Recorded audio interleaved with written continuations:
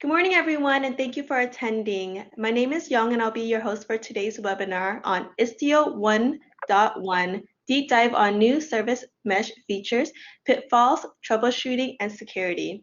I'm pretty excited today to announce or introduce our guest speaker, Lin Sun, Senior Technical Staff Member and Master Inventor of Istio at IBM Cloud Kubernetes services, as well as our very own Glen Kosaka, VP of Product Management and Marketing at NeuVector. On the agenda today, Lynn will give us a deep dive into Istio v1.1 and the roadmap for v1.2, and Glenn will cover NeuVector's complete runtime and network security for Kubernetes and Istio deployments. If you have any questions, feel free to write them in the chat box as we go through the presentation. Towards the end, we'll open up for Q&A. Okay, Lynn, do you want to take it from here? Yes, absolutely. So thanks so much for having me. Let's start with the problem domain we're trying to solve. As industry is moving from monolithic application, which is a big rock, to many of the small rocks, so you can deliver much faster with modern distributed architecture, typically delivered as container-based services. There's a set of new challenges arise as part of the move. How does the services communicate to each other? How does the services handle failover? So let's talk about some of the common DevOps challenges. How do you roll out a newer version of your services without downtime? And how do you ensure traffic goes to the current version before the new version is tested and ready? How do you do A/B testing? How do you dark launching the new version and then just keep the new version to yourself, or maybe a small amount of testing group? And how do you do Canary testing? How do you do a full rollout after the new version is successfully tested? You might be think Kubernetes is going to help you. Kubernetes has become the de facto container orchestration system.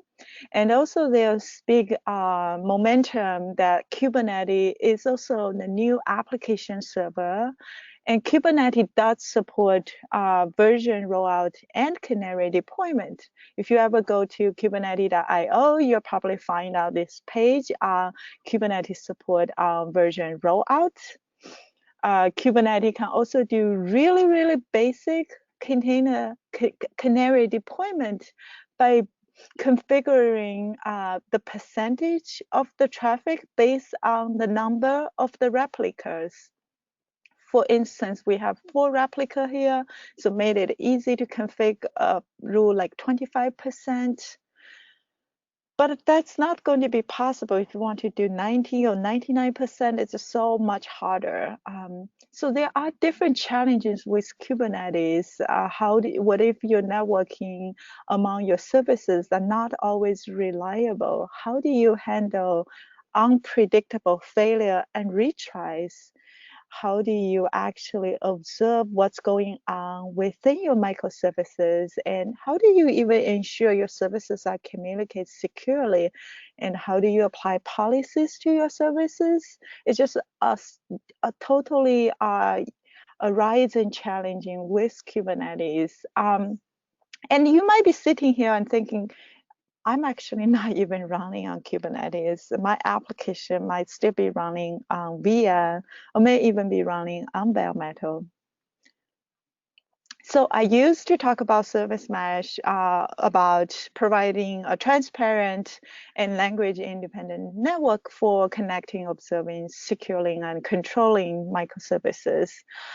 This is our official documentation from istio.io when we explain what Istio is. And these are the core functions of Istio: connect, observe, secure, and control.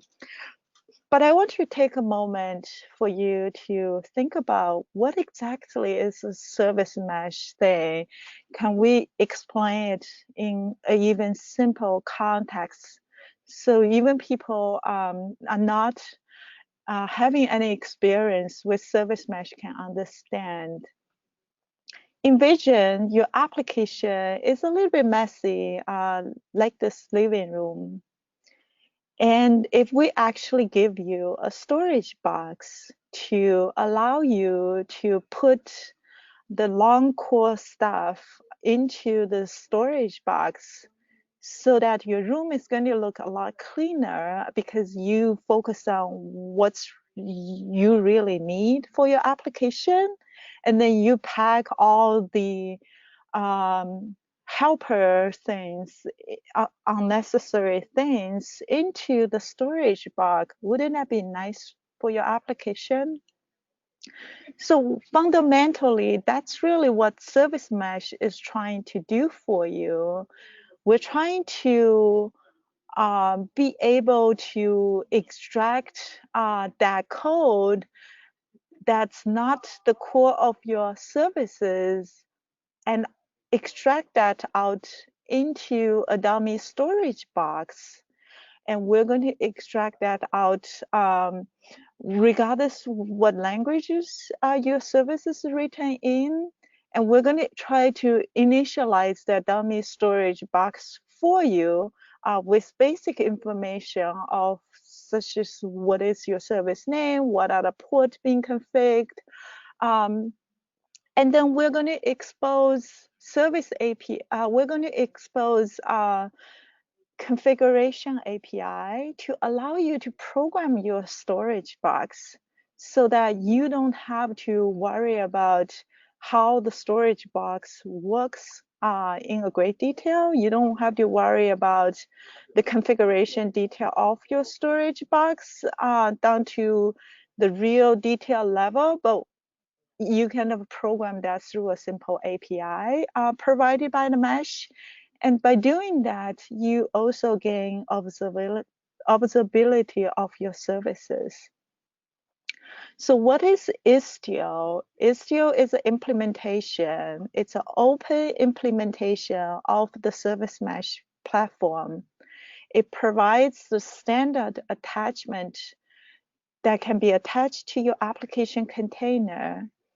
It provides user interfaces to allow you to configure policies for your attachment without you to actually needing to redeploy your application. So your application can continue running where you apply the policies.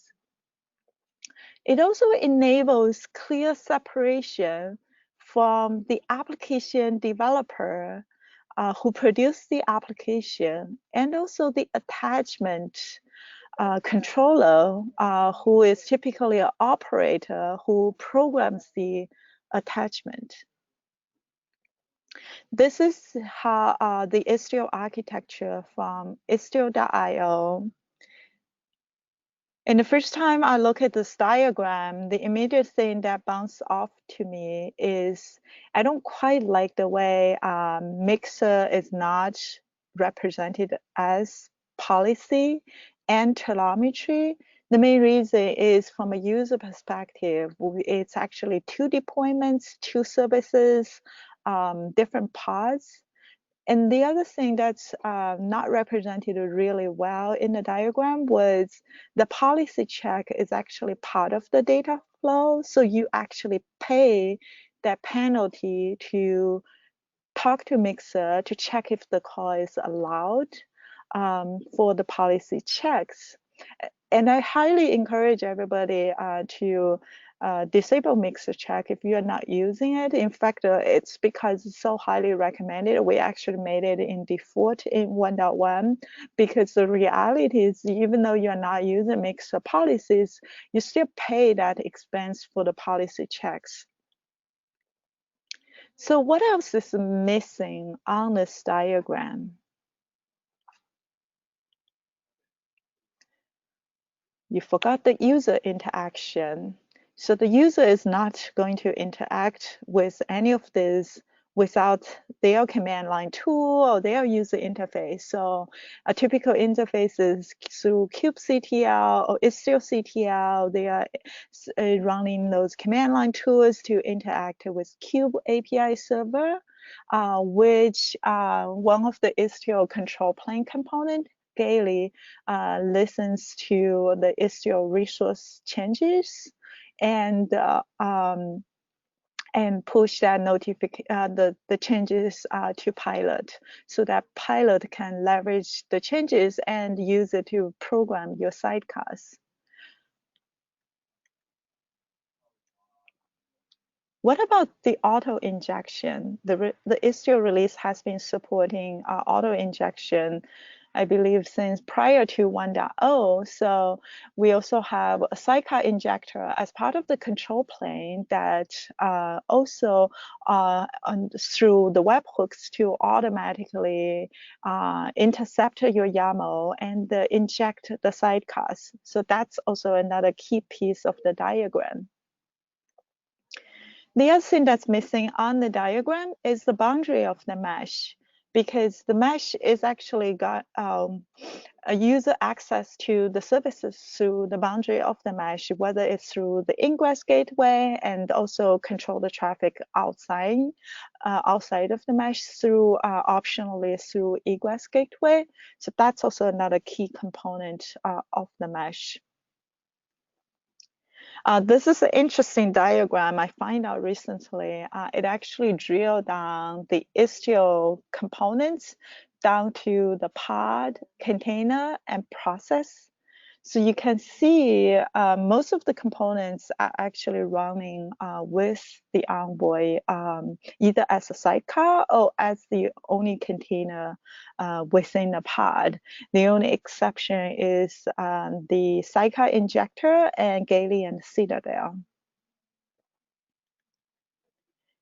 So let's talk about how you can actually deploy your services into the mesh now that you have a little bit understanding of the architecture of Istio.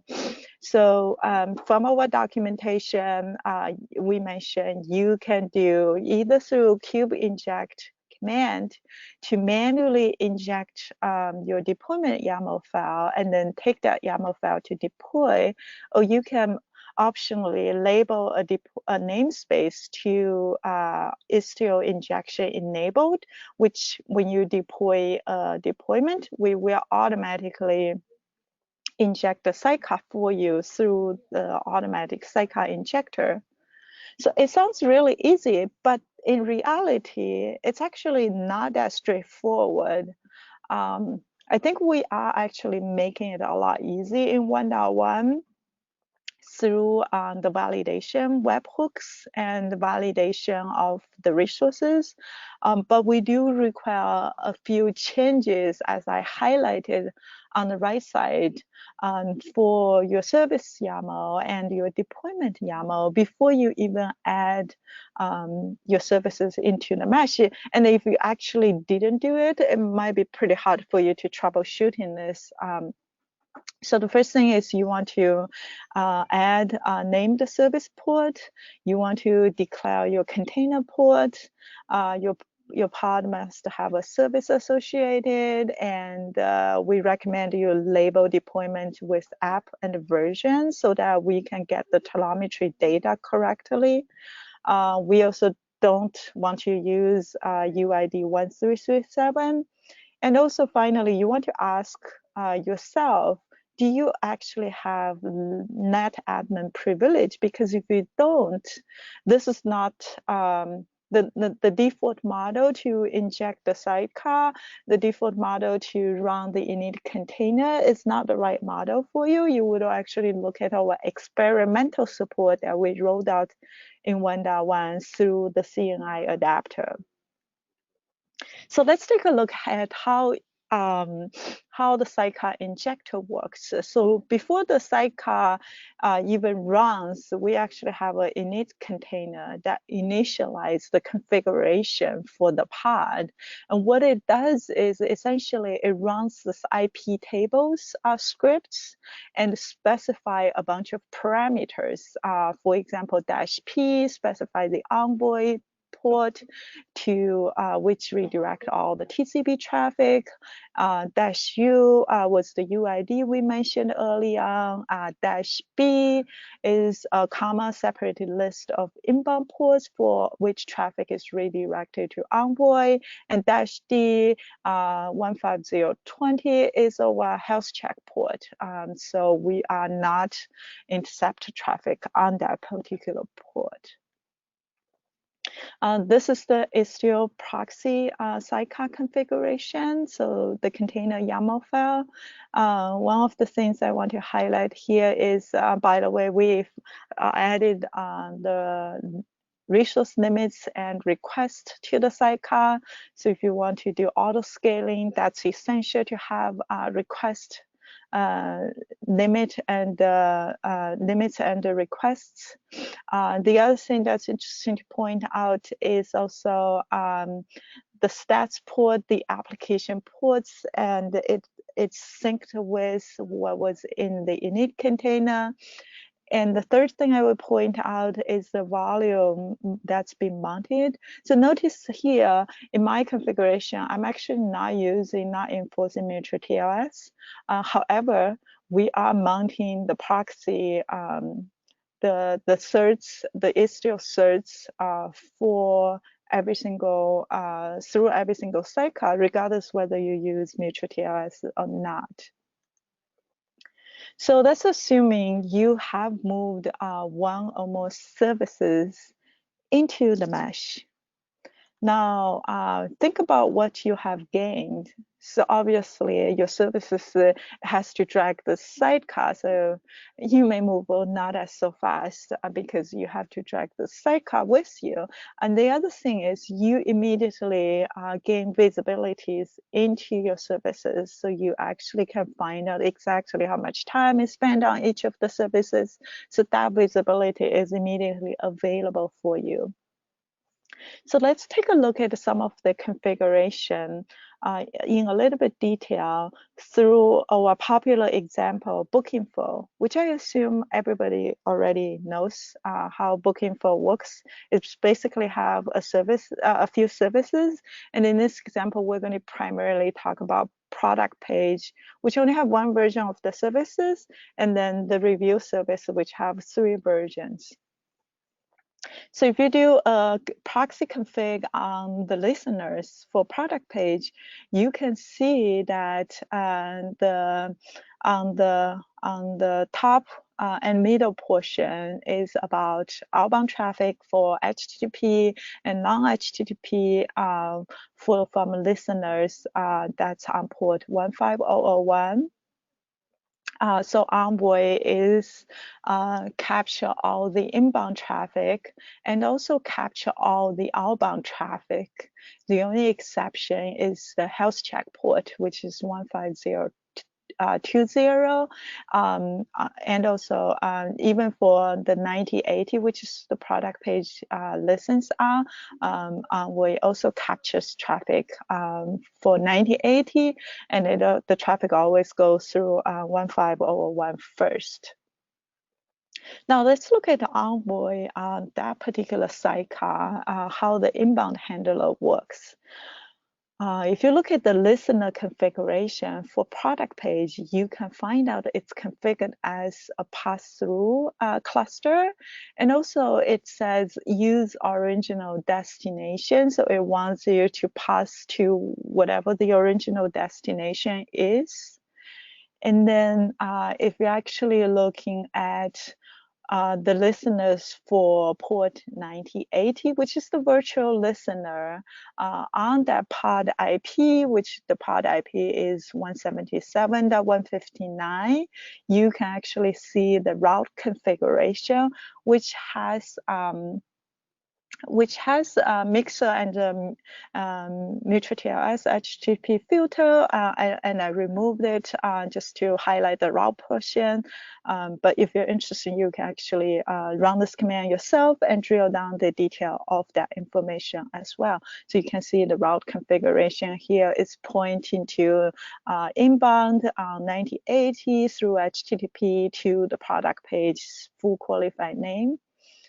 And then if you want to actually drill down to the cluster information for that given service, which is the fully qualified name of product page, you can actually see the endpoint. It's point to 127.0.1, which is your local host on the port 9080. And by the way, you can also run the endpoint command on the bottom side to find out similar data. So that's really how the traffic comes in from Envoy capture through port 15001 and routes to the product page container on 9080. So once that product page part process whatever needs to process in its application, then it goes to send a request. In our example, it will be send a request to the review service. So let's take a look how Envoy handles the outbound traffic through the outbound handler. So if you do a listener request of the proxy config on port 9080 through the outbound, and then you would find out there is a route config name called 9080. And if you do the route config name for 9080 on product page, you actually would find out a little bit more detailed information about the routes for the review service. By the way, there's actually multiple services listening on 9080. So if you actually run this command in a long verbose mode, you actually will see 4 virtual hosts. And I'm trimmed down all the other non-irrelevant hosts for the simplification, but it's actually returning 4 blobs like this. So you can see it's actually telling you what is your cluster information. And in fact, that I even configure your retry for you. Number of retries is actually 2 times, and also some of the timeout configuration. Now, if you go to cluster and for product page and then trying to route to the fully qualified name of reviews, you can find out the cluster information. And then from the cluster information, you can find out the endpoint information. Notice here, we don't have any magic in this example. So it's a round robin request through all the 3 versions of the review services. So I would say I would update this chart to say, you know, not only we gained a dummy sidecar and visibility, we actually also gained retries and timeout. And I actually didn't know about this until I actually look at the configuration in detail. So let's take a look at how this diagram, what we have gone through. So through the Envoy Sidecar inbound handler, the traffic goes to, we check the listener on 15001, which forwards the traffic to virtual listener and to the pod IP 9080, and then through the clusters information for this given service, we landed on the endpoint information, which is 127.0.1.9080, which points to the product page container on the same pod on the port number 9080. And then when this guy does this business logic and tries to go to outbound handler to the review service, it goes to the listener of to 9080 on the port number, which lands to the route name 9080. And it also from there, it finds the cluster information for the review service, and then it finds the endpoint information for the review service. Finally, it lands to 3 potential candidates for each of the review 1, 2, 3 versions, port IP, and the port name. So that's actually a lot of work inside of Envoy. So ready for some intelligence, because what we were doing is just basic round robin, right? So round robin could be a little bit boring because that's what Kubernetes offers out of the box. Why would I use service mesh if I just do round robin? Doesn't make sense. So let's do a little bit of magic through Istio resources. So for instance, you guys probably seen this before. If you config a review service to route only to the destination of version 1. In this case, if you actually go to, notice we only talk about outbound traffic here because we are only programming config the outbound traffic in this case. So if you actually do a route product page on 1980, you actually will see it actually have the intelligence of the cluster and have the version 1 information in there. And if you actually do an endpoint on version 1, it actually landed and find out the review 1 pod IP and the port number.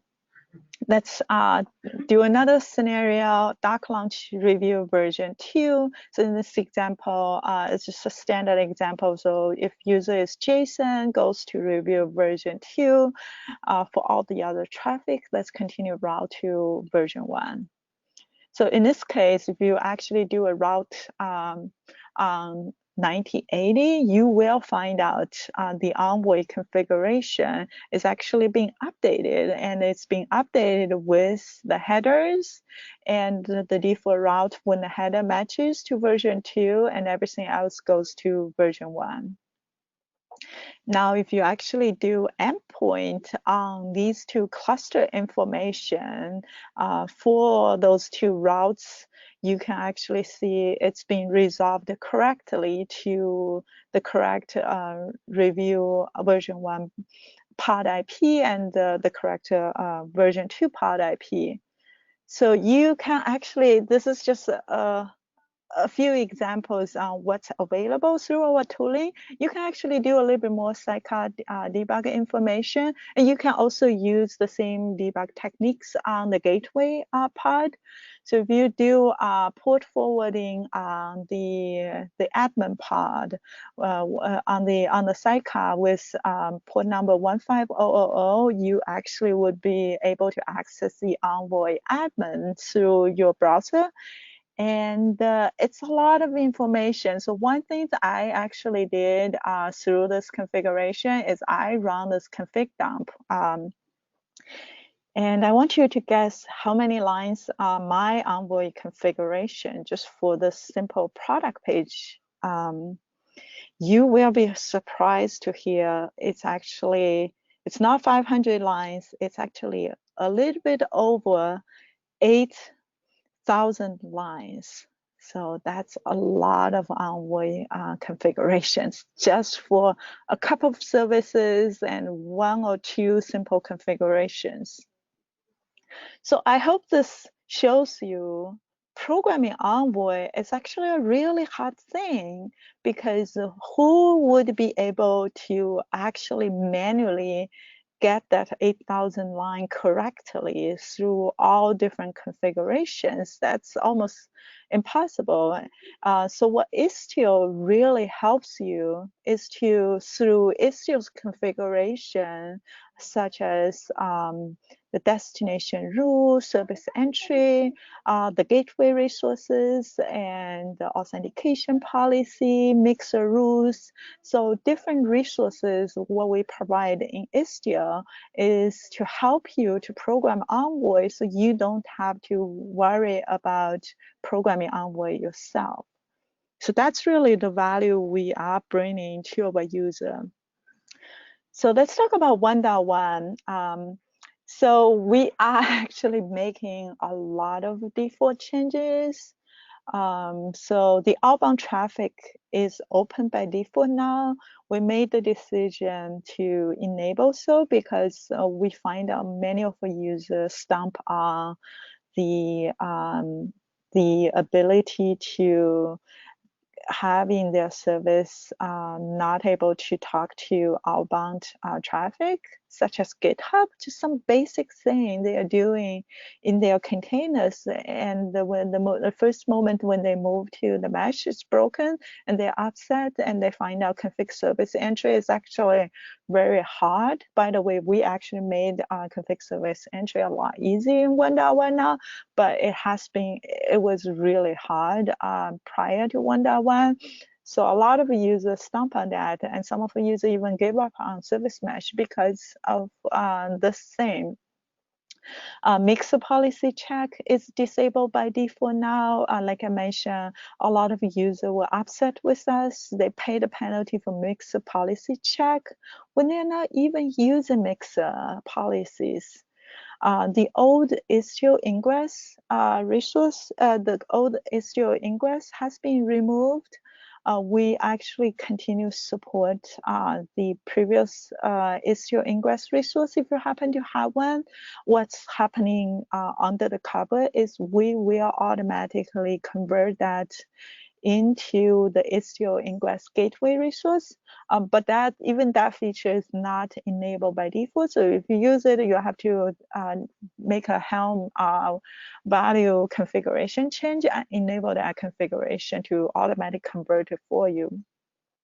Our service graph has been decided to be deprecated because we feel Kayali team did a way better job. Envoy access logs has been proved to cause performance issues, so we decided that they will be disabled by default, and you shouldn't need it unless you are troubleshooting issues. We made a big change on control plane monitoring port number, simply because our port number was conflict with one of the popular services, like Kafka, for example. So we decided to move to a long common port number. The built-in Istio statsd collector has also been removed. So you will need to plug in your own statsd collector if you want to use it. Lots of changes on install. We actually had a lot of trouble to produce the upgrade documentation because the install was a lot of changes in there. So multiple installation profiles are available. There's like 4, 5, 6 profiles we recommend you to start with because we tested those profiles ourselves, and then you can start with those profiles and add your own configurations. We definitely recommend you to check if your cluster has sufficient resources. The reason is we actually changed the default control plane and also the Sidecar CPU and memory request. So it's going to request a lot more memory and CPU specifically. So your old cluster, existing cluster may not have sufficient resources. We actually separate out the CRDs from the Istio chart and made its own chart called Istio init. So that's a standalone chart available. The reason we made that decision was because we didn't have a choice with limitation of Helm. It didn't manage the CRD correctly for us during upgrades. So we had to move it to its own chart. Istio remote chart, it used to be a separate chart. Now we actually consolidate into the Istio chart. So it's just another installation profile now. Many of the installation options have changed. So if you actually customize your install, you definitely want to check out the link that captures the changes. Telemetry and policy, there's a lot of updates in this area too. Kayali, first of all, we actually enabled it by default in the demo profile. We encourage you guys to check it out. I think you will like it. My favorite part of Kayali is the traffic animation and also the mutual TLS icon to tell you which traffic are secured by mutual TLS. So really cool. Also, the other thing is don't panic if you actually don't see your distributed tracing or some of your telemetry data. The reason is we actually improve performance. We looked hard on performance on telemetry, and we find out sending all that tracing and metrics is causing big performance penalty for us. So we enable this concept of trace sampling. And I believe by default, only 1% of the sampling are being sent. So that's probably why your data doesn't show up if you don't have sufficient amount of data. The add-on are a little bit harder to see now because we disable the add-on exposed by default.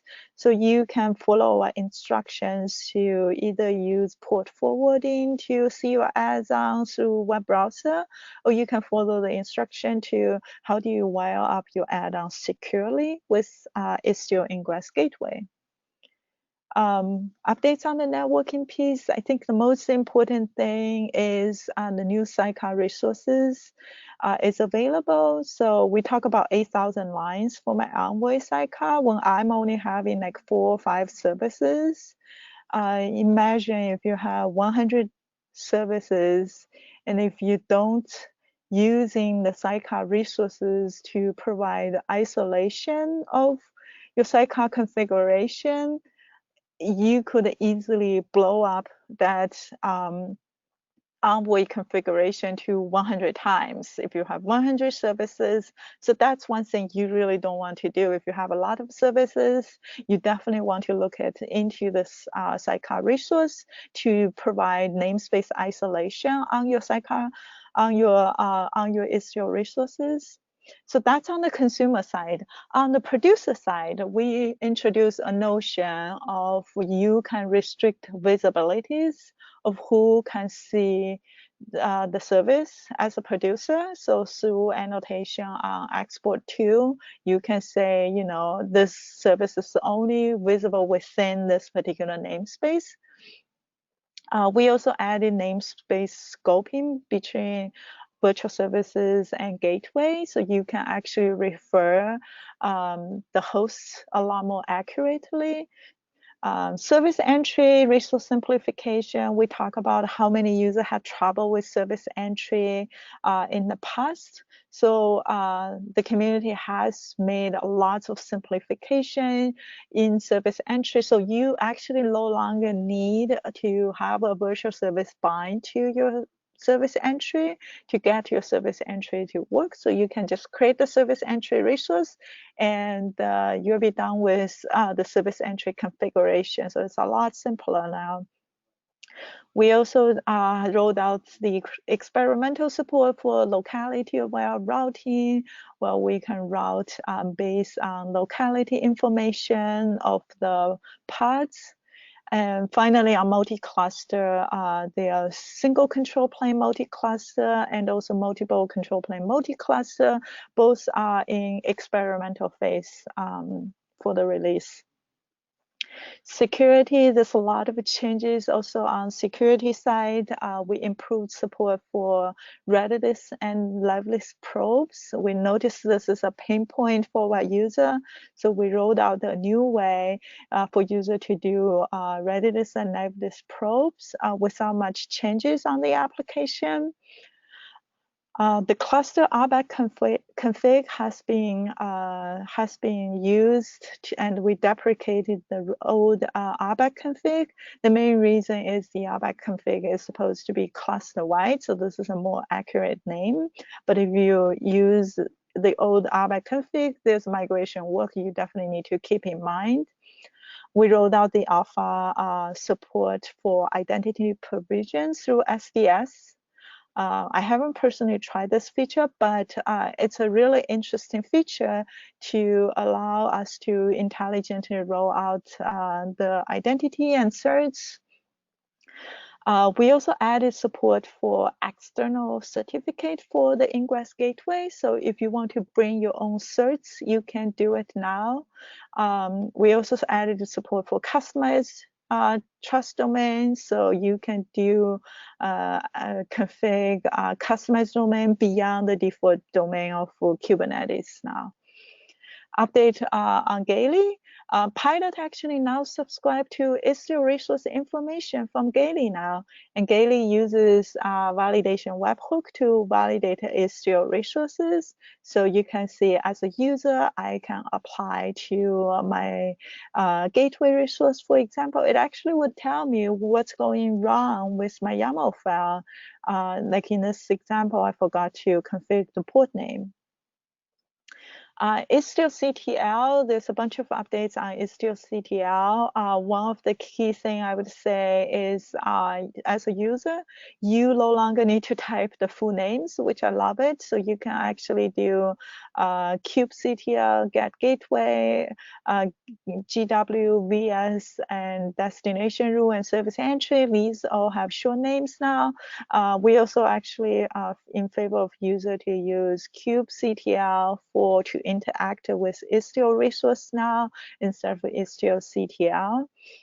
The verify install command is an experimental command which we expect to graduate out of experimental soon. So it actually checks whether your installation is successful. Also, there is a istioctl validate command that can help you validate your resources before it's being deployed to your cluster. 1.2 roadmap, we are working on 1.2 as a community now. It's expected to come out probably somewhere towards June-ish. So a little bit less than 3 months now. And we will also continue to release 1.1 patch release. You probably find we already released 1.1.1, 1.1.2, and 1.1.2 has significant security fixes from Envoy for your data plane. So we will continue to roll out the patch releases for 1.1 user as well. The majority of the energy of the community are focused on this thing called code math, which we want to focus on adding tests, be able to release green from the master, be able to have master in a good status that we can always ship from master, be able to have a qualified release so we don't have to spend 2 months, 1 month to qualify a release before we declare that release is good for you.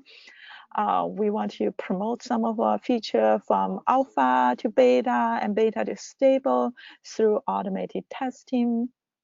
And also we plan to have a bunch of usability improvements to simplify our users' experience, whether they are using Istio installation or configuration, or whether they want to manage Istio configuration. We want to roll out this experimental support for operator to allow you to use Istio CRD to manage your Istio installation and lifecycle of your Istio. We want to roll out istioctl simplification command. And finally, we want to really reduce some of the requirement we have on you as a user on pods and services before you move your services into the mesh. So I think that's it at the high level for 1.2. I'm going to turn into Glen to talk about some of the New Relic stuff.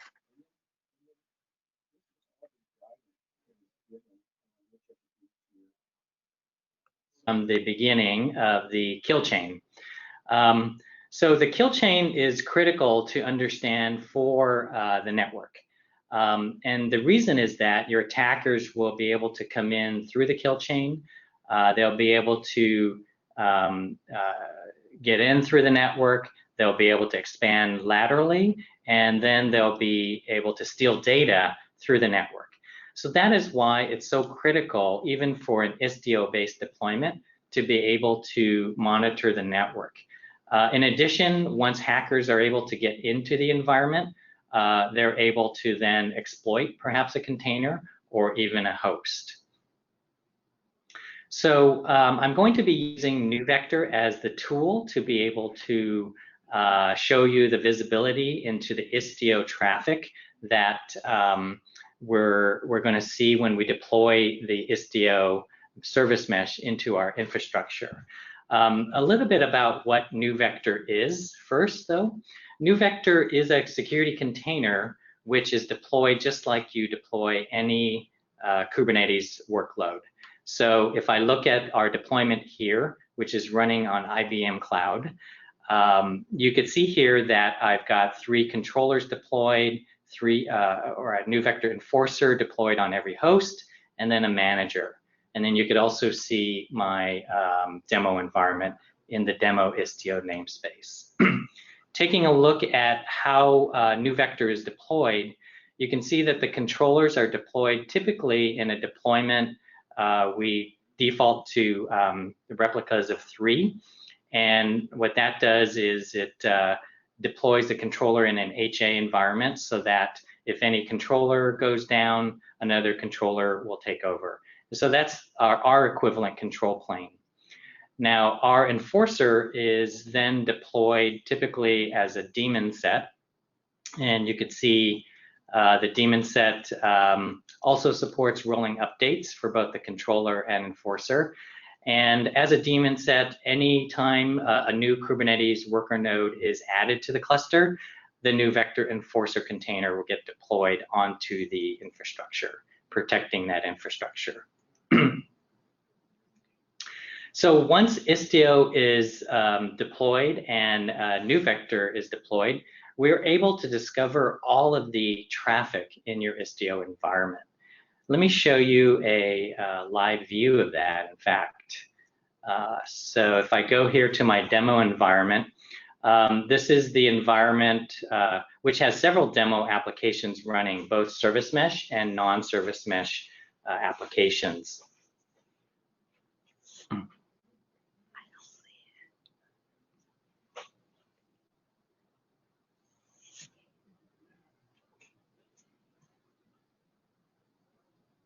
Okay, there we go. I just got a message that people weren't seeing my screen. If you can't see my screen, or if there's a delay, just let us know on the chat. So you can see here, this is my environment. Once NeuVector is deployed, we will be able to discover all of the network connections between all the pods or the containers. This environment you're looking at here is not a service mesh environment. So we're able to see both hybrid environments where there's a service mesh set of containers as well as non-service mesh. And once we are locked down, we're able to then detect threats, even within trusted or encrypted connections. So here you can see ICMP DDoS attack. You can see other network violations as well. Now, if I shift over here in my view to my Istio environment, you could also see here that I have a similar environment here, that is my Istio environment. And it's the same containers that are deployed, but there's a different icon. And you could see there if I click on this icon, you could see in this pod, there's the Istio proxy sidecar, as well as my Node.js container running. So what we're going to be able to do is we're going to be able to inspect all of the network traffic between the application workload and the proxy. And then when the proxy sends that traffic out to other workloads, all of that traffic is going to be monitored. Even if there's encryption turned on, we're going to be able to see it after the decryption takes place by the Istio proxy and then goes on within that pod to the application container. Now, one of the things you'll notice in when you first deploy Istio, if you have a tool like NeuVector, is there's going to be an explosion of traffic between the control plane and all of the sidecar containers running. So imagine if you have 1,000 workloads running, you're going to have 1,000 sidecars, Istio sidecars, that get deployed into that, and they're all going to start talking to the control plane as well as to your application containers. So when you first deploy that, you may not actually see that unless you have a tool like NeuVector. But then now you're going to see here, my diagram just got a lot more complicated with all of this network traffic going between these Istio-based containers and the Istio control plane containers. What we're able to do, though, is we're able to easily hide the system traffic and only show the application workloads, because often that is what you're concerned about for either monitoring the traffic to your applications as well as for debugging those applications. We're also able to filter very quickly down to a namespace environment. So in this case, I've got my demo apps running in the demo Istio namespace. And you can see here that we're only now focusing on my service mesh containers. Connections are coming in through the gateway, going through my Nginx pod, and then fanning out. We can monitor all the network protocols. We can look for attacks. We can also look for service violations. Now, one of the things Lynn mentioned is that typically when people deployed Istio, all of the outbound connections got blocked. And so now the default in 1.1 is to allow outbound connections. And it can be very difficult to manually add service rules to allow outbound connections on a specific case-by-case basis. So with NeuVector, what you're able to do is you're able to combine all of the segmentation rules that control all the traffic between the pods within your service mesh, but you're able to also add rules that allow ingress or egress connections externally. And you're able to see that all here very conveniently under the policy and in the network rules section of NeuVector. So we offer a convenient place to be able to monitor all your rules. In this case, if I just look at my demo Istio environment,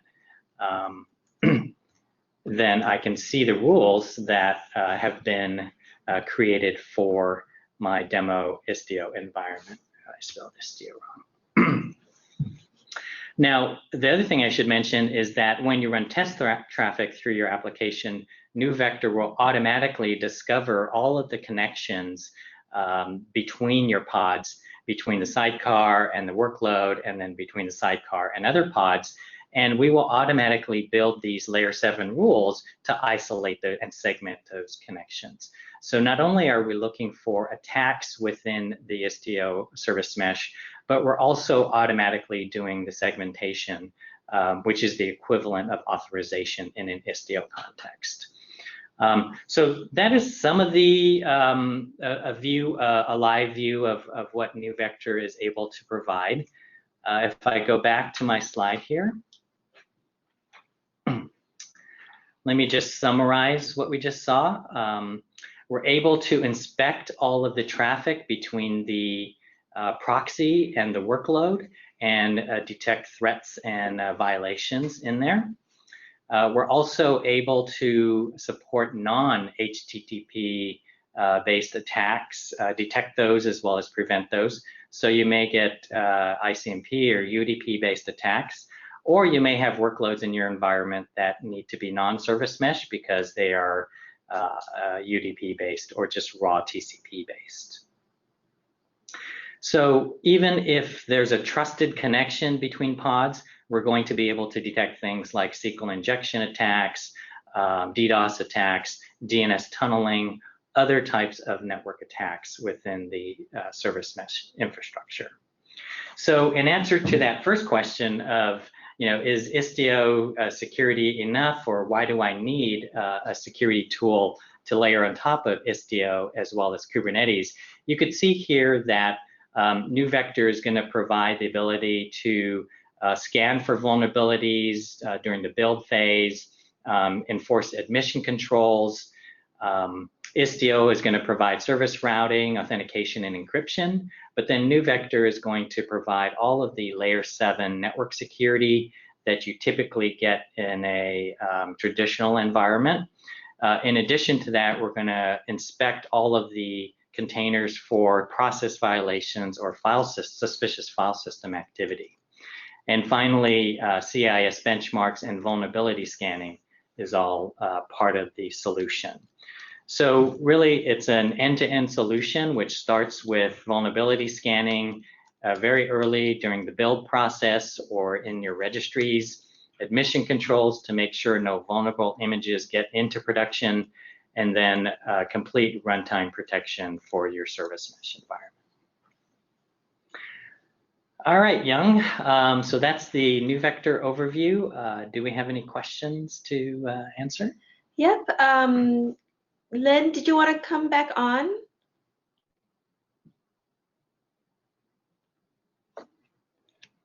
Yes, I'm with audio. Let me get video working.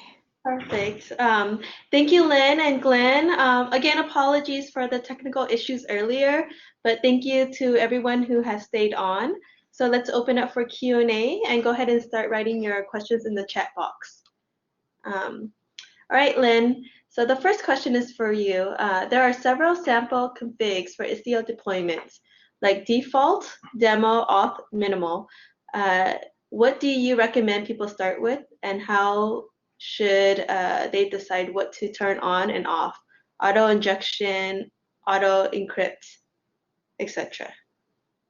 Yeah, so when people first use Istio, we have this demo profile. We definitely recommend people who use first. And even inside of demo profile, we have two variety of the demo profile. One is with permissive mode of mutual TLS. The other one is strict mutual TLS.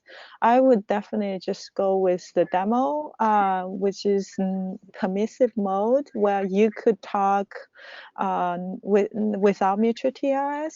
The main reason is I personally find out it's much harder to debug information, especially when you move your services onto the mesh. When mutual TLS is strictly enforced, sometimes you get 503, you actually have no idea what's going on. So that's what I recommend. And the other thing we purposely made this demo profile is it's a profile that's designed to illustrate all the features of Istio. So all the features is actually enabled for you. So if you want to go through any of our task or tutorial, it's actually going to, you have the capabilities already configured for you. So it's a much simple experience for user to start with the demo profile. And the other thing is you don't have to have a really big cluster. So if your cluster is relatively small, the demo profile will mostly run fine. For the other profile, the default profile is more designed for production environment.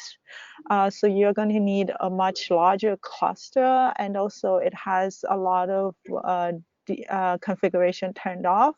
So if you run into our tutorials on istio.io, a lot of times you have to manually enable those configuration to get the tutorial running successful. Okay. And is deployment on public cloud managed KAS like IBM Cloud or EKS the same? Any special considerations?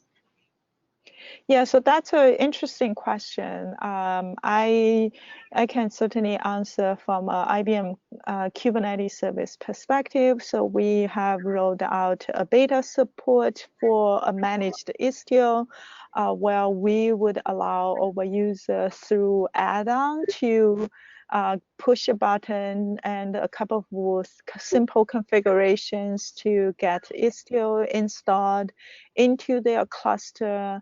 And we are also looking at down the road provide a more interesting managed solution for our user. So I would say today, Istio, the requirements of Istio is more on the Kubernetes releases. So we typically release based on the current most stable version of Kubernetes at the time when the release goes out, and then plus -2 versions. That's the release we would support from a community perspective. So if you run Kubernetes cluster on different cloud provider, as long as your Kubernetes Kubernetes version is the correct version and we support, most likely you will be okay. However, we do notice some of the cloud provider has different requirements on how do they do health check on the load balancer. For example, when 1.1 first goes out, it didn't work with AWS load balancer. So I believe we fixed that bug in 1.1.1. So most of the case, it's actually transparent across different cloud provider, as long as the Kubernetes version matches the version we support. The only differences we see is a little bit more on the edge that may have a little bit difference, and also on the default security policy for whether your pod, the user has net admin privileges. So I think that might be a little bit different across different clouds, but most of the stuff are actually transparent and the same. Okay.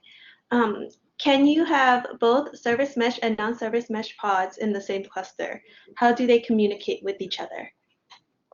Yeah, you absolutely can. So that's actually one of the good thing about moving your services onto service mesh, because you're not going to move all of your services into service mesh in day one. Most likely, you will move one service at a time, and you would also expect your application to continue function as part of the move. So we absolutely supports you run one or more of your services inside of the mesh and some of your services outside of the mesh. The key thing is you want to make sure you are not enforce mutual TLS in this case, because the services running outside of the mesh, they don't have the magic of the sidecar, so they don't have the right certs, they don't have the right identity, they couldn't do mutual TLS with the services inside of the mesh. So that's one thing you definitely need to pay attention to in this scenario. And again, goes back to the point, as you move your services to the mesh, you definitely want to do the permissive mode without mutual TLS enforcement. Okay. Glen, how could NeuVector automation work with Istio? NeuVector automation with Istio. Well, automation is a broad topic, and really one of the things we feel is very important is to be able to automate not just the deployment of NeuVector, but also the security policies. So, you know, it starts with vulnerability scanning, automating the vulnerability scanning, and then admission controls so that vulnerable images don't get into production. And then once workloads are deployed in a service mesh, NeuVector will be able to discover all of those new workloads, the proxy, the application protocols being used, and then to be able to automatically create those. You can think of those as authorization rules. From a networking perspective, we call those segmentation rules or microsegmentation rules. We're able to automatically discover those as you run your test traffic through your Istio service. And then once you review those, you're able to very easily just then lock it down. So any violations to the whitelist rule set can be blocked or also, of course, alerted. So, you know, it can be a cumbersome and error prone to have to specify service rules or network rules, or even at a very low layer 3, layer 4 level. So the most critical part of security automation is really being able to just discover everything that is there, and then to be able to create the policies to protect those workloads. Okay, and then is there a free trial, or how is NeuVector priced? As you saw, NeuVector deploys one of our containers on every worker node to protect those worker nodes. It's just one container. It's not a sidecar. It doesn't require sidecars. And you can also run it on the master node or nodes if you also want to monitor the API server or other system containers running on the master node. So the way NeuVector is licensed is similar in that any, whether it's a worker node or master node, any place that we have an enforcer and we're protecting that in production is an annual license. And yes, there is, of course, ability to test it out and have a free trial. Okay. And then what is referred to as control plane? Can you provide some examples of what Istio can do from this perspective? Is that a question for NeuVector? No, they mentioned Istio, so I think it's just what do you consider, what is the definition of the control plane? Maybe which containers or services are in the control plane, and then kind of generally what that's doing. Yeah, so from our diagram, the control plane is basically everything except your services and the Envoy sidecar of your services. So basically from Istio pilot, Istio mixer, Istio Gaily, Istio sidecar injector, and also the telemetry and also policy. So these are the key control plane components of Istio, and then everything else is the data plane, which is part of your application, the sidecar of your services, and also the boundary of the mesh, which is the ingress and egress gateways. Okay. And then I think this one is for you, Len. What is the order of Istio components to be created in order to Istio working in cluster? Yeah, maybe does the order of the deployment of the Istio components matter? That's an interesting question. So, Istio does have certain dependencies among our control plane components today. We are actually working on decouple some of our components. Lynn, we lost. Oh, okay. Sorry, Lynn, we lost you for a second. Okay. Do I need to repeat it? Yes, please. So Istio components does have some tight coupling between some of the components. So we are actually working on decouple some of the components together. For example, one of the components we are looking at decoupling with Citadel. We want to make sure there's no tight coupling between Citadel and Gaily. Some of the components are very tightly coupled together. We do design to have them run together. For example, the relationship between Pilot and Gaily, you could potentially run Pilot without Gaily. That's possible, which is what minimum profile does. But on the other hand, if you run it that way, you are using the old way of how Pilot reads the registration information from Cube, how Pilot reads the Istio resources from Cube. So you're not using the new model from Gaily, which you would lose on the validation from Gaily. So there are shortcomings. So in general, we do recommend people to deploy Pilot and most likely Gaily first. However, you could potentially do Istio telemetry or Istio policy, except that those pods may not be running and they're not going to have the intelligent program inside on the sidecar. So they are not going to function correctly without Pilot in place. So there are dependencies, and we would recommend you to use our profiles and then tweak from there, so to minimize your surprises, I should put that way. Okay, and then how big is the performance overhead due to Envoy proxy in middle? That's actually a really good question. So in 1.1, the performance overhead has been reduced quite a bit. So it also depends on how the user is going to programming the Envoy. So for instance, if you actually can programming the Envoy with Sidecar config to be able to isolate your Sidecar resources within the namespace, the overhead is going to be much more minimized than you have the Sidecar configuration to be mesh-wide, which is what we support in 1.1.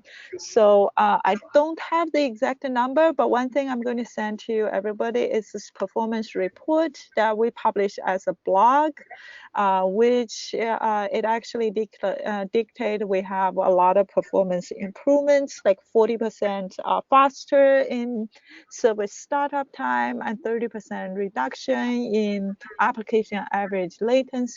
So we also have a lot of improvement on pilot CPU and memory changes, a reduction. So it's probably a good thing to check this out for details.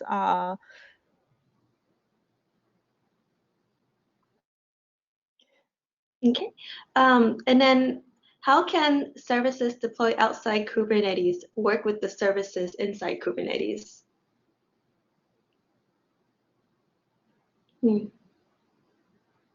So if that's an interesting question. So if your services is deployed outside of the Kubernetes, your services, first of all, your service is not going to be automatically registered in Kubernetes registry. So you have to do a little bit of manual work, unfortunately. So first of all, in order for you to consume that services outside of the cluster, we will need to know your information.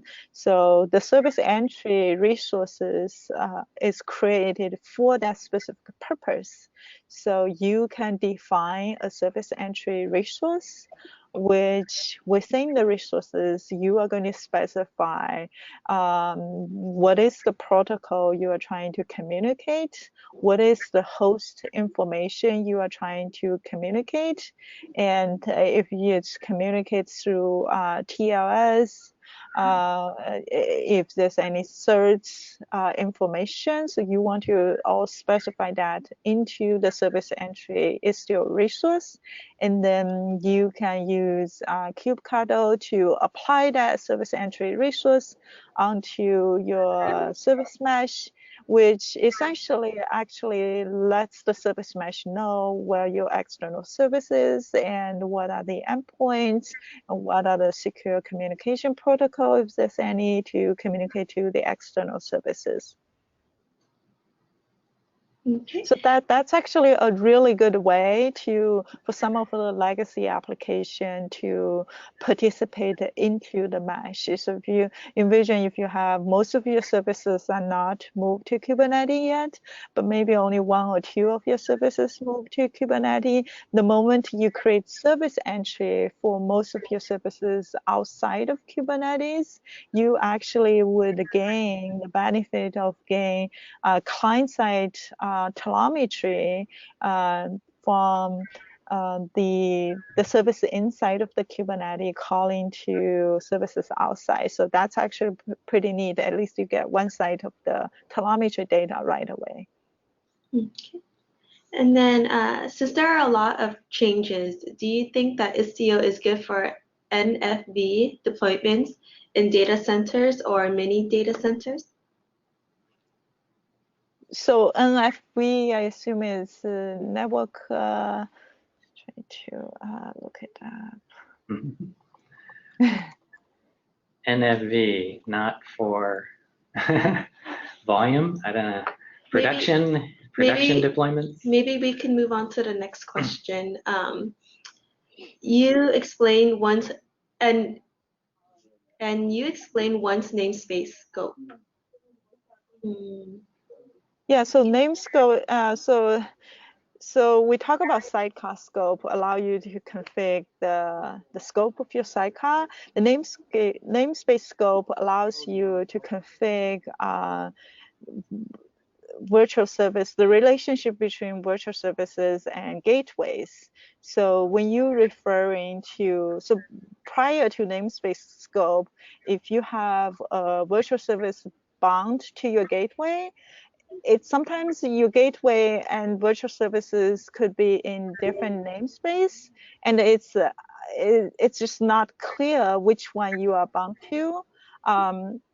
But with namespace scope, you could potentially have the virtual service and gateway in different namespace. And when you're referring to, when you try bind the two together, you can actually do more accurate referring through the host field within your virtual services to specify, say, I want to refer to this particular namespace slash and this particular host. So it just gives a much accurate configuration binding between virtual services and your gateway resources. Okay. Is Sidecar the only way to implement service mesh? How does it compare to hub-spoke deployments? Yeah, so I think today Sidecar is pretty much the only way I have seen to implement the concept of service mesh. A lot of the implementation are building on top of that. The other discussion people have entertained, I would say it's more about, instead of doing the Sidecar thing, can I do application-specific optimizations, and not so much having that contents in the Sidecar, but maybe I can produce a library specific for Go, a library specific for Java, and that implements all the logic needed for the Sidecar. So that's another thing I think people are exploring to do some optimization for people who really care about reduce their latency for the Sidecar. Okay. Given the complexity within mesh, are there any single point of failures in any of the topics you were discussing? Yeah, so there's definitely are. Some of our challenges are we are working through is during upgrade of the service mesh. We notice sometimes user would get 503 on their applications when they visit their applications. So one thing we notice is you want to make sure your mixer policy check is disabled, mainly because we don't want mixer participate into the data plane as part of the upgrade, because when mixer is down and when it's taking too long to talk to mixer, your application could be perceived as down, especially when you are not using mixer policy. So that's one thing you want to pay attention. The other thing also, I think it's good to pay attention is the Sidecar configuration, because you don't want to have your Envoy Sidecar across the mesh and pollute everybody's Sidecar within the mesh, because as the diagram, so I want to give a shout out to Christian Poster. He did a really good video recently on the Sidecar resource and the importance of the Sidecar resources. And what interesting he discovered is if he lets his Sidecar just idle there, not doing anything, and then he deploys a bunch of more services, like 100 more services into the mesh, you can actually see the CPU and memory just increase dramatically as the services get deployed into the mesh, even though he didn't touch his Sidecar in any way from a human perspective. So that's really important as a user to configure the Sidecar resources correctly, because if you really overload your proxy to have all that unnecessary noise and also overload pilot to push all that unnecessary noise, it's going to generate some of the 503 with all these unnecessary data. So that's also why the release 1.1 takes so long, because we were trying to get the Sidecar resources ready so that user can, with a lot of services, can properly configure and don't see 503 in their applications. So I would highlight those are the two major things to avoid single point failure. Obviously, you also want to look at your control plane component configuration. You want to make sure you have minimum configuration set to more than one. So you want to make sure you have high availability among each of your control plane components. You want to make sure auto scaling is enabled. I believe we enable auto scaling for most of our components, but may not be in every single components yet. So you want to make sure that's enabled so you could potentially scale when it's under load. So a lot of things to think about in this space. All right, it looks like we have about 2 minutes left, so I think we'll stop the questions from there. We have a whole lot more, so we'll try to reach out to each of you individually to answer them. So feel free to continue putting questions in the chat box. And also we've, under handouts, we've added the container firewall guide for your reference. This webinar was recorded, so a follow-up of the recording will be sent to you shortly after. Is there any last minute advice, words, Lynn or Glenn, you'd like to give the audience? Are we good? No, thanks so much for having me. All right, thank you, Lynn. Thanks, Lynn. Great job. Yeah, great job, Lynn. Great job, Glenn. Thank you, guys. Have a good one. Good job, Glenn. Bye-bye. Bye.